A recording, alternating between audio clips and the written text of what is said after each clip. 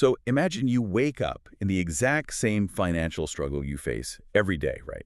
You check your phone, and a government app suddenly tells you, you are actually too rich for welfare. Yeah, it is a massive shock. Right, and that is exactly what just happened to over 9 million people in Thailand. Welcome to the Deep Dive. Today we are unpacking this massive digital shockwave. Right, so the government is completely overhauling the eligibility for their state welfare card, the Batsawadak and Hengrat. Basically, they had like 18.8 million applicants. Which is a lot of people. Exactly. But due to budget constraints, the Ministry of Finance, well, they needed to filter that down to target just the 9.5 million people who are the most severely in need. So to do that, they digitized the whole criteria, right? Mm-hmm. Like linking up databases to automatically check tax records, land ownership, debt, vehicles, all that stuff. Yeah, on paper, it sounds like a highly efficient way to distribute aid. I mean, sure, in theory. But the execution, it created complete chaos literally overnight because they took this rigid, newly built algorithm and suddenly had it pulling from very old, unclean databases. Which never goes well. No, it is the mechanics of a massive system failure. For example, people in their late 70s and 80s were getting rejected because the system flagged them as students. Wait, how does an 83-year-old get flagged as a college kid? Well, it comes down to how the algorithm was coded to scrape the data.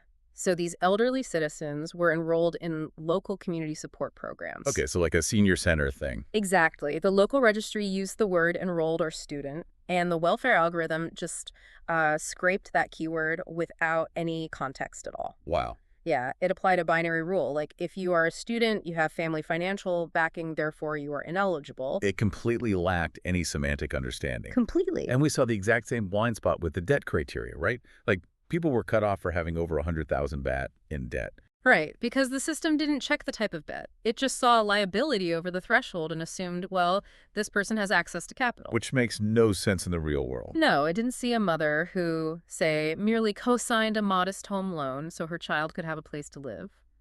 Or someone taking out a microloan just to buy a stack of lottery tickets to sell on the street for a tiny profit. It is wild how physical poverty just became so disconnected from digital welfare. Yeah, but honestly, the most glaring example of these databases failing to communicate is the phantom vehicle wave. Oh, right. This affected so many people. Yeah. Citizens were being flagged as wealthy for owning cars or motorcycles that they actually sold as scrap metal. Like 10 or 20 years ago. Exactly. There was this one story of a 59-year-old woman who has lived in poverty her entire life.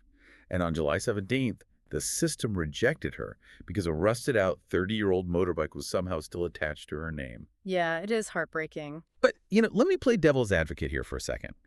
If you sell a vehicle, you are legally supposed to transfer the title at the Department of Land Transport. Right, technically. So isn't it kind of the citizens' fault for not keeping their paperwork updated? I mean, on paper, yes. But in reality, you are dealing with marginalized communities.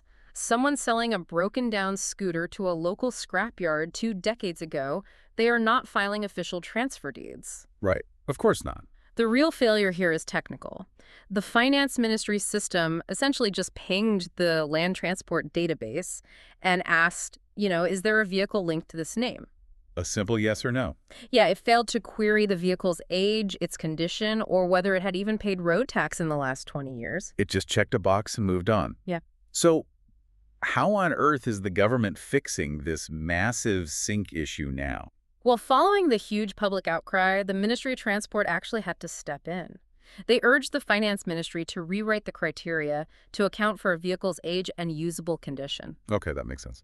And meanwhile, the Land Transport Department is offering free manual ownership checks to help people clear their names from these old records. So they have a chance to fix it. Right. Citizens have until July 31st, 2026 to file an appeal. And they can do that through state banks or through the government's digital wallet app, Paotang. Right? Yes, exactly.